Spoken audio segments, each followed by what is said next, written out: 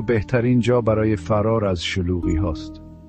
تصور کنین موجهای آرومی که ساحل رو نوازش میکنن، خورشید که با رنگهای گرم و قشنگش داره پشت افق غروب میکنه.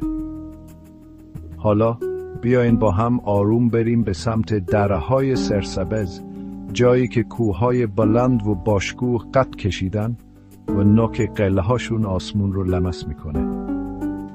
هوای تازه و پاک رو نفس بکشین، همون موقع که باد آروم بین درخت‌ها میپیچه و زمزمه میکنه.